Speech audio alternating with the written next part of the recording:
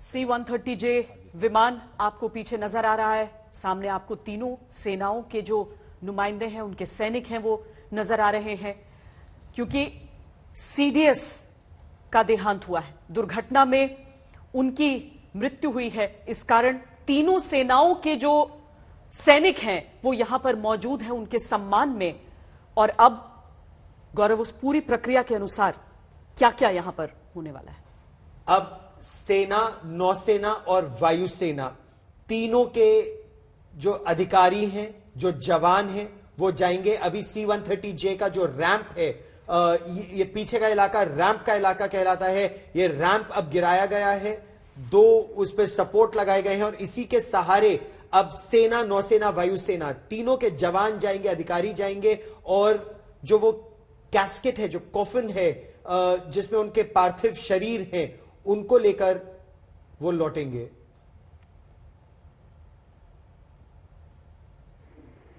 ये सीधी तस्वीरें हम आपको पालम टेक्निकल एरिया से दिखा रहे हैं। कलगी में सबसे आगे जो सिपाही हैं, ये कोर ऑफ मिलिट्री पुलिस के हैं, सेरेमोनियल गार्ड्स। इनके बिल्कुल बगल में सेना के जवान हैं, फिर वायुसेना के और फिर नौसेना के।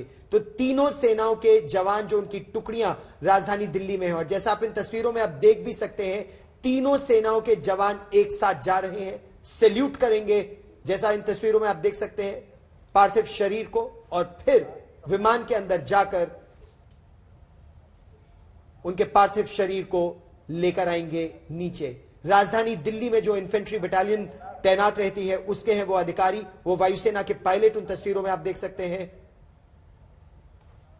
परिवार के सदस्य सेना के अधिकारियों के साथ दर्द बेहद जी। लेकिन फिर और भी साथ में हम गुरखा राइफल्स के भी उन सैनिकों को देख रहे हैं, चूंकि उनकी जो अपनी बटालियन है गौरव, वो दिल्ली में ही इस समय पोस्टेड है और इसीलिए उसके भी सैनिक हम यहां पर CDS की बटालियन के सैनिक हम देख रहे थे इस समय तस्वीरों में।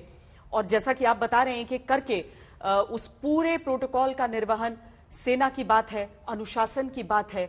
और सेना में जीवन मृत्यु एक प्रक्रिया के तौर पर, शोक है तो उसके बाद एक बार फिर खड़े होकर अपनी जिम्मेदारियों को संभालना भी है।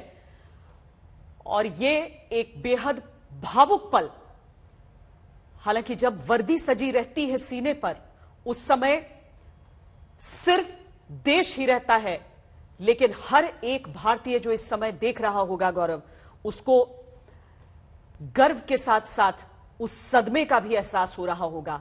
तिरंगे में लिपटी ये पहली अर्थी निकाली जा रही है विमान से, और अभी भी किसी को विश्वास नहीं हो रहा होगा। मतलब अलविदा जनरल तो हम कह रहे हैं, अलविदा योद्धा कह रहे हैं, लेकिन वो अभी सिंक इन नहीं कर रहा है, वो अभी विश्वास ही नहीं हो रहा है कि जनरल बिपिन रावत अब नहीं रहे। एक तो इतने अरसे से उन्हें हम देखते आए हैं लगातार थल सेना अध्यक्ष के रूप में, देश के पहले चीफ ऑफ डिफेंस स्टाफ के रूप में, और अब सेना, नौसेना और वायुसेना के अधिकारी स्लो मार्च में उनके पार्थिव शरीर को लेकर अब उस जगह लेकर जाएंगे, हैंगर में, हैंगर की उस जगह पर जहां शरीर को रखा जाएगा, और फिर एक एक करके उनकी पलटन के लोग, फिर मिलिट्री डिग्निटरीज, पॉलिटिकल डिग्निटरीज, रक्षा मंत्री और अंत में प्रधानमंत्री नरेंद्र मोदी सम्मानित करेंगे, अपना श्रद्धा सुमन अर्पित करेंगे इन वीरों को। गौरव, हमेशा ये कहा जाता है कि जो सबसे अधिक वजन होता है वो एक पिता के कंधे पर अपने पुत्र की अर्थी होती है, लेकिन मुझे लगता है कि समानांतर में रखना चाहूंगी एक वीर सैनिक की अर्थी के वजन को, जिसने अपना समूचा जीवन दे दिया होता है देश की सेवा में। उस वजन को उठाते हुए जो ये कंधे होते हैं, वो एहसास उनको इस बात का हो रहा है कि वो किस भार को लेकर आगे बढ़ रहे हैं। ये देश का भार है जो इनके कंधों पर इस समय रहता है। समूचा जीवन अर्पित कर देते हैं जो सैनिक हिंदुस्तान के लिए।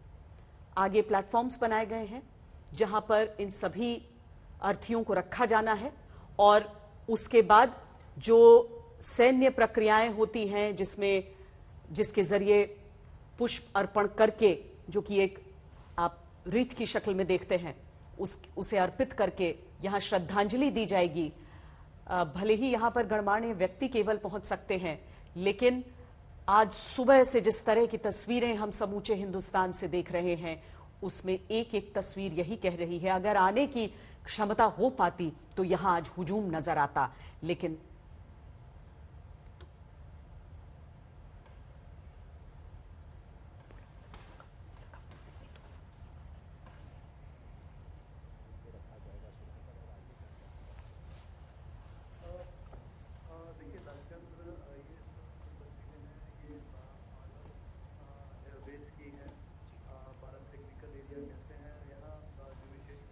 तीनों सेनाओं के प्रमुख रहे जनरल बिपिन रावत, आज उनका पार्थिव शरीर यहां पर पहुंच रहा है। कार्यक्रम उनके तमाम थे, दिल्ली आना था उनको, दिल्ली आते, दिल्ली से देहरादून जाते, आईएमए में कैडेट्स को वो एड्रेस करने वाले थे। और बहुत बहुत अहमियत होती है ऐसे लेक्चर्स की।